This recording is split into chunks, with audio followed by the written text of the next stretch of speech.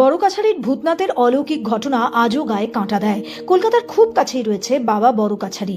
এখানকার অলৌকিক ঘটনা শুনলে চমকে উঠবেন, জানেন? কিন্তু কোথায়, জানতে হলে শেষ অবধি দেখুন। বহুদিন আগে এখানে শ্মশানের পঞ্চবটির পাশে এক সুপুরুষ বাকসিদ্ধ সাধু থাকতেন। তিনি ছিলেন সবার কাছে স্বয়ং ভূতনাথ। একদিন নীলপুজোয় ভক্তরা সাধুর কাছে এসে কথা বলছেন, কিন্তু হঠাৎ সমাধিতে বসে ইহলোক ত্যাগ করলেন সাধু।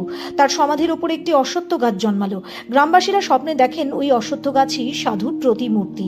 তিনি বলেন, আমি শিবশম্ভু, স্বয়ং ভূতনাথ। আমি নন্দী, ভৃঙ্গি, ভূত, প্রেত, দানব, ভৈরব, কিন্নর আর দেবগণকে নিয়ে রোজ গভীর রাতে এখানে কাছারি বসাই। এক মনে ডাকলে তোদের আমি দেখা দেব, আমার কাছে সুবিচার পাবি। সেখান থেকেই এই জায়গার নাম ভূতনাথের কাছারি। রয়েছে এক প্রচলিত ছড়া, ধন্য বাবা বড়কাছারি, বাঁজা বউয়ের ছেলে হয়নি, দ্রুত করে ডাক্তারি। কথিত বহু অপুত্রক বাবার কাছে ধর্ণা দিয়ে সন্তান পেয়েছেন। দক্ষিণ 24 পরগনার বিষ্ণুপুরে রয়েছে বাবার এই থান।